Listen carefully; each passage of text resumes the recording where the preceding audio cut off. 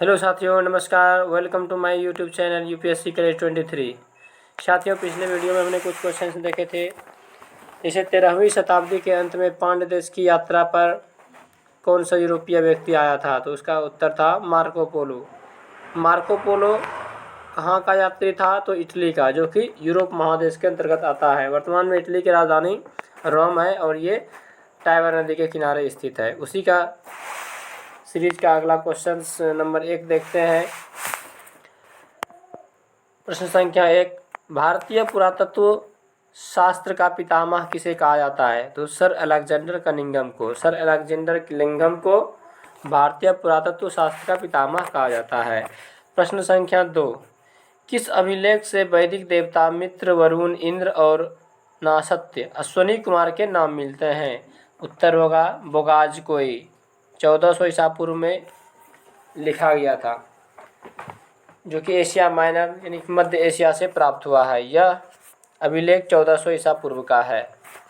प्रश्न संख्या 3, मध्य भारत में भागवत धर्म विकसित होने का प्रमाण किस स्तंभ लेख से प्राप्त होता है?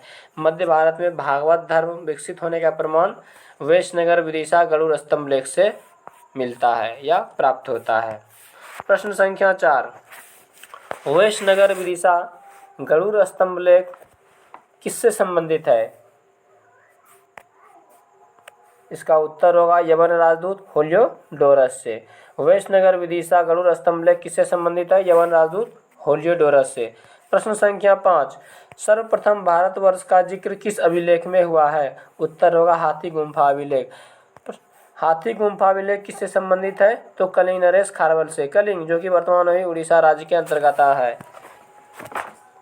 प्रश्न संख्या 6, सर्वप्रथम दुर्भिक्ष की जानकारी किस अभिलेख से प्राप्त होता है? उत्तर होगा सहगौरा अभिलेख से।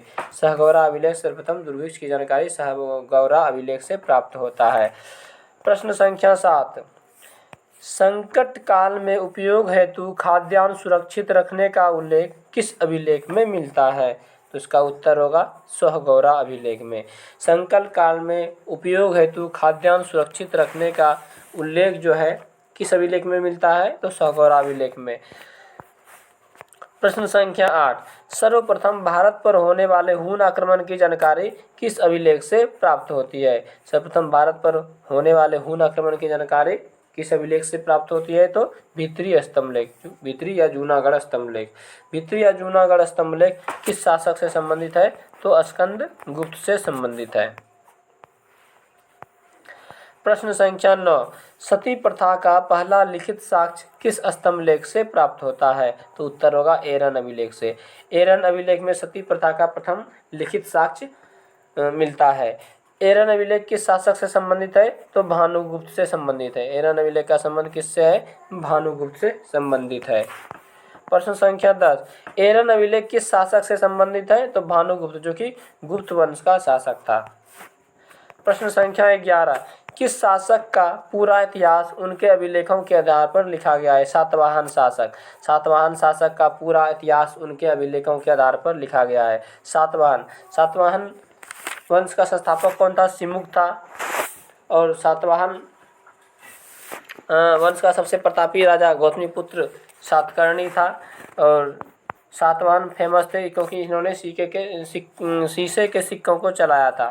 उसमें शीशा ईरान से या फिर रोम से, प्राचीन रोम से लाया जाता था। सातवाहन साम्राज्य, जो कि अभी वर्तमान में औरंगाबाद महाराष्ट्र के अंतर्गत आता है। प्रश्न संख्या 12, रेशम बुनकर की श्रेणियों की जानकारी किस अभिलेख से प्राप्त होता है? रेशम बुनकर की श्रेणियों की जानकारी किस अभिलेख से प्राप्त होता है? तो उत्तर होगा मंदसौर अभिलेख। मंदसौर अभिलेख किस शासक से संबंधित है? तो मालवा नरेश यशोवर्मन से संबंधित है। रेशम बुनकर की श्रेणियों की जानकारी किससे प्राप्त होता है? तो मंदसौर अभिलेख से प्राप्त होता है। प्रश्न संख्या 13, नवपाषाणिक कश्मीरी नवपाषाणिक पुरास्थल गर्तावासिनी के गड्ढा घर का साक्ष्य कहाँ से प्राप्त होता है? तो बुर्जहोम से, जो कि कश्मीर में स्थित है। यहाँ से गड्ढा घर का साक्ष्य प्राप्त होता है। प्रश्न संख्या 14, किस पुरातात्विक स्थल से प्राप्त साक्ष्य से पता चलता है कि मनुष्य के साथ साथ उसके पालतू कुत्ते को भी दफनाने की प्रथा प्रचलित थी? किस पुरातात्विक स्थल से प्राप्त साक्ष्य से पता चलता है कि वहाँ मनुष्य के साथ साथ उसके पालतू कुत्तों को भी दफनाने की प्रथा प्रचलित थी। इसका आंसर होगा बुर्ज हम, जो कि कश्मीरी नवपाषाणिक पुरा स्थल है। प्रश्न संख्या 15, प्राचीनतम सिक्कों को क्या कहा जाता है? प्राचीनतम सिक्कों को क्या कहा जाता है? तो आहत सिक्का या फिर इसे पंचमार्क सिक्का भी कहा जाता है। प्राचीनतम सिक्कों को आहत सिक्का या फिर पंचमार्क सिक्का भी कहा जाता है। उसमें सिक्के, उसमें 5 कोना होते थे, इसलिए उसे पंचमार्क या फिर आहत, आहत मतलब उसको पीट पीट के जो बनाया जाता था उसे आहत सिक्का कहा जाता था। प्रश्न संख्या 16, प्रश्न संख्या 16, प्राचीनतम सिक्कों को साहित्य में क्या कहा जाता है? प्राचीनतम सिक्कों को साहित्य में क्या कहा जाता है? तो इसका उत्तर होगा कांसारपन, कांसारपन। प्राचीनतम सिक्कों को साहित्य में क्या कहा जाता है? कांसारपन।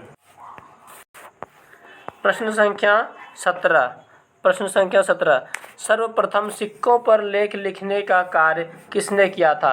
यवन शासकों ने। सर्वप्रथम सिक्कों पर लेख लिखने का कार्य किसने किया था? यवन शासकों ने। प्रश्न संख्या 18, प्रश्न संख्या 18, हाथी गुम्फा अभिलेख किस शासक से संबंधित है? हाथी गुम्फा अभिलेख किस शासक से संबंधित है? तो कलिंग राजा खारवेल से संबंधित है। कलिंग, जो कि वर्तमान में अभी उड़ीसा राज्य के अंतर्गत आता है। कलिंग का युद्ध कब हुआ था? 261 ईसा पूर्व में हुआ था, जो कि अशोक और कलिंग के नरेश के बीच लड़ा गया था। हाथी गुम्फा अभिलेख किस शासक से संबंधित है? तो कलिंग राजा खारवेल से संबंधित है। प्रश्न संख्या 19, प्रश्न संख्या 19, कौन सा अभिलेख तिथि रहित अभिलेख है? हाथी गुम्फा अभिलेख। कौन सा अभिलेख तिथि रहित अभिलेख है? तो हाथी गुम्फा अभिलेख तिथि रहित अभिलेख है। प्रश्न संख्या 20, जूनागढ़ गिरनार अभिलेख किस शासक से संबंधित है? जूनागढ़ गिरनार अभिलेख किस शासक से संबंधित है? तो रुद्रदामन से संबंधित है। प्रश्न संख्या 21, नासिक अभिलेख किस शासक से संबंधित है? तो गौतमी बलश्री से संबंधित है। नासिक अभिलेख किस शासक से संबंधित है? तो गौतमी बलश्री से संबंधित है। प्रश्न संख्या 22, प्रयाग प्रशस्ति स्तंभ लेख किस शासक से संबंधित है? प्रयाग स्तंभ लेख किस शासक से संबंधित है? तो इसका उत्तर होगा समुद्रगुप्त। उत्तर होगा इसका समुद्रगुप्त, जो कि गुप्त वंश का शासक था। समुद्रगुप्त, जिसे सिक्कों पर बीना बजाते हुए प्रदर्शित किया गया है, इसे पता चलता है कि वो बीना बजाया करते थे। प्रश्न संख्या 23, प्रश्न संख्या 23, ऐहोल अभिलेख किस शासक से संबंधित है? उत्तर होगा पुलकेशिन द्वितीय। ऐहोल अभिलेख किसके द्वारा लिखा गया था? इसका आंसर होगा रवि कृति, रवि कृति से संबंधित। यानी कि ऐहोल अभिलेख किस शासक से संबंधित है? तो उत्तर होगा पुलकेशिन द्वितीय। और ऐहोल अभिलेख किसके द्वारा लिखा गया है, यानी इसका रचना किसके द्वारा किया गया है? तो इसका उत्तर होगा रवि कृति। प्रश्न संख्या 24, मंदसौर अभिलेख किस शासक से संबंधित है? इसका उत्तर होगा मालवा नरेश यशोवर्मन। मालवा नरेश यशोवर्मन से संबंधित है। सर्वप्रथम बुनकर, रेशम बुनकर श्रेणियों की जानकारी किस अभिलेख से प्राप्त होता है? तो हमने देखा मंदसौर अभिलेख से प्राप्त होता है। मंदसौर अभिलेख किस शासक से संबंधित है? उत्तर होगा मालवा नरेश यशोवर्मन से संबंधित है। प्रश्न संख्या 25, ग्वालियर अभिलेख किस शासक से संबंधित है? उत्तर होगा प्रतिहार नरेश भोज से संबंधित है।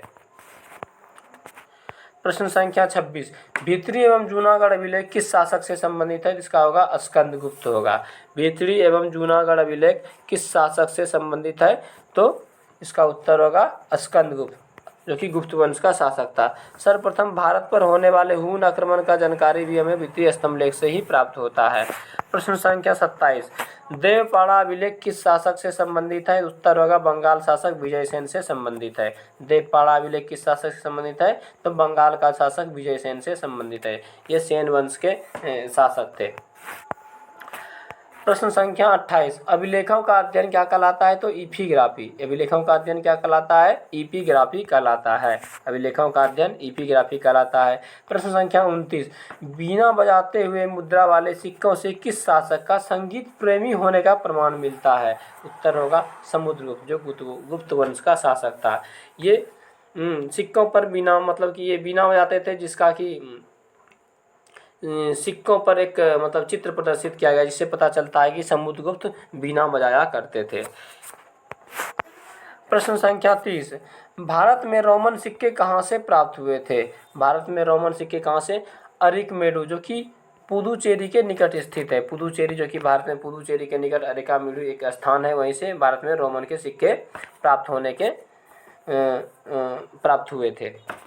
प्रश्न संख्या 31, सबसे पहले भारत के संबंध किससे स्थापित हुए थे? सबसे पहले भारत के संबंध किससे स्थापित हुए थे प्राचीन काल में? तो इसका उत्तर होगा बर्मा, जो कि वर्तमान में म्यांमार है। मलाया, जो कि अभी वर्तमान में मलेशिया या फिर सिंगापुर आता है मलाया द्वीप के अंतर्गत। कंबोडिया, जो कि वियतनाम के अंतर्गत। और जावा, जो कि इंडोनेशिया में स्थित है। प्रश्न संख्या 32, बर्मा या म्यांमार का प्राचीन नाम क्या है? बर्मा या म्यांमार का प्राचीन नाम क्या है? तो स्वर्ण भूमि। इसे पहले स्वर्ण भूमि के नाम से जाना जाता था। बर्मा या म्यांमार को प्राचीन काल में स्वर्ण भूमि के नाम से जाना जाता था। प्रश्न संख्या 33, मलाया द्वीप। मलाया द्वीप को प्राचीन काल में किस नाम से जाना जाता था? मलाया द्वीप, जो कि वर्तमान में अभी मलेशिया या फिर सिंगापुर आता है, उसे मलाया द्वीप के नाम से भी जाना जाता है। तो उसे प्राचीन काल में स्वर्ण द्वीप के नाम से जाना जाता था। मलाया द्वीप को प्राचीन काल में किस नाम से जाना जाता था? तो स्वर्ण द्वीप के नाम से जाना जाता था। प्रश्न संख्या 34, प्रश्न संख्या 34, कंबोडिया का पुराना नाम क्या है? तो कंबोज। कंबोडिया का पुराना नाम क्या है? कंबोज। कंबोज। प्रश्न संख्या 35, जावा। जावा का प्राचीन नाम क्या है? इसका उत्तर होगा यवद्वीप। जावा को प्राचीन काल में यवद्वीप के नाम से भी जाना जाता था। प्रश्न संख्या 36, उत्तर भारत में मंदिर निर्माण कला की किस शैली का प्रचलन है? उत्तर भारत में मंदिर निर्माण कला की किस शैली का प्रचलन है? तो उत्तर होगा नागर शैली का। नागर शैली का प्रयोग उत्तर भारत में मंदिर निर्माण कला में किया जाता है। प्रश्न संख्या 37, दक्षिण भारत के मंदिर निर्माण कला को क्या कहा जाता है? उत्तर होगा द्रविड़ शैली। दक्षिण भारत के मंदिर निर्माण कला के शैली को क्या कहा जाता है? तो द्रविड़ शैली। दक्षिण भारत के जितने भी मंदिर बने हैं तो उसमें द्रविड़ शैली का प्रयोग किया जाता था। प्रश्न संख्या 38, दक्षिणापथ के मंदिरों के निर्माण में नागर और द्रविड़ दोनों शैलियों का प्रभाव होने के कारण इसे किस शैली के नाम से जाना जाता है? तो उत्तर होगा वेसर शैली। वेसर शैली, जिसमें नागर और द्रविड़ दोनों शैलियों के निर्माण कला देखने को मिलते हैं, उसे किस नाम से जाना जाता है? तो वेसर शैली के नाम से जाना जाता है।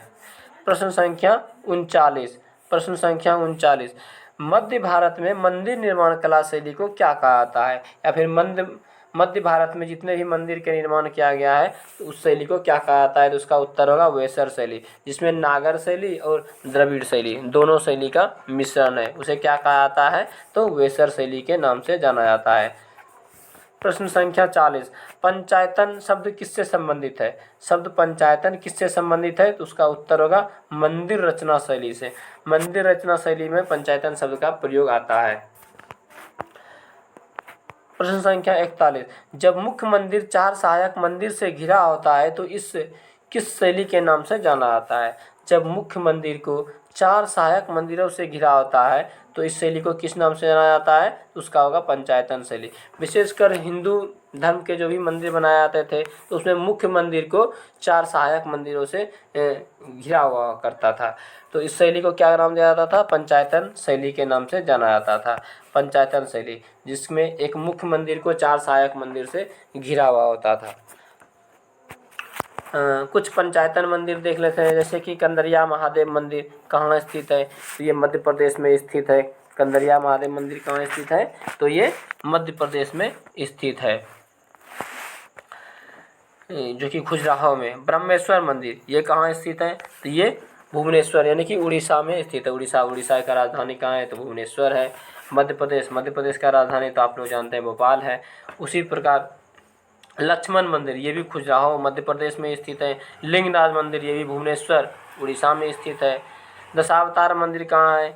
ये दशावतार मंदिर देवगढ़ उत्तर प्रदेश में स्थित है, जिसका राजधानी आप लोग उत्तर प्रदेश का जानते हैं लखनऊ है। गोंदेश्वर मंदिर कहाँ स्थित है? ये महाराष्ट्र में स्थित है, जिसका राजधानी मुंबई है।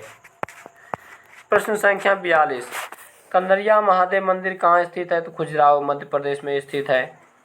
प्रश्न संख्या 43, ब्रह्मेश्वर मंदिर कहाँ स्थित है? तो भुवनेश्वर उड़ीसा में स्थित है। लिंगराज मंदिर कहाँ स्थित है? ये भी भुवनेश्वर में स्थित है। कोणार्क सूर्य मंदिर कहाँ स्थित है? ये भी उड़ीसा में स्थित है। या फिर आप जगन्नाथ मंदिर, वो भी उड़ीसा में स्थित है। चिल्का झील कहाँ स्थित है, वो भी उड़ीसा में स्थित है। प्रश्न संख्या 45, दशावतार मंदिर कहाँ स्थित है, ये देवगढ़ उत्तर प्रदेश में स्थित है। अयोध्या कहाँ स्थित है, वो भी उत्तर प्रदेश में, या फिर अयोध्या किस नदी के किनारे है, तो सरयू नदी के किनारे है। प्रश्न संख्या 46, गुंडेश्वर मंदिर कहाँ स्थित है, ये महाराष्ट्र में स्थित है। प्रश्न संख्या 47, अब कुछ विविध के क्वेश्चंस भी देख लेते हैं। जैसे प्रश्न संख्या 47 में है कि सिविल सेवा परीक्षा शुरू करने वाला प्रथम देश कौन है, तो इसका उत्तर होगा चीन। चीन में सर्वप्रथम सिविल सेवा प्रतियोगिता का आरंभ किया गया था। प्रश्न संख्या 48, भारत की प्रथम महिला मुख्य चुनाव आयुक्त कौन है, भारत की प्रथम महिला मुख्य चुनाव आयुक्त कौन है, तो बी एस रमा देवी जो कि भारत की प्रथम महिला चुनाव आयुक्त है।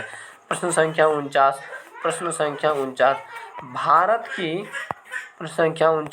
भारत की प्रथम आदिवासी महिला राष्ट्रपति कौन है, तो इसका उत्तर होगा द्रौपदी मुर्मू। भारत की प्रथम आदिवासी महिला राष्ट्रपति कौन है, तो उत्तर होगा द्रौपदी मुर्मू। प्रश्न संख्या 50, नोबेल पुरस्कार पाने वाली प्रथम भारतीय महिला कौन है, इसका उत्तर होगा मदर टेरेसा जिसे 1979 ईस्वी में नोबेल पुरस्कार दिया गया था। साथियों, यदि वीडियो अच्छा लगे तो इसको लाइक, शेयर एंड सब्सक्राइब करना बिल्कुल ना भूलें, ताकि ये वीडियो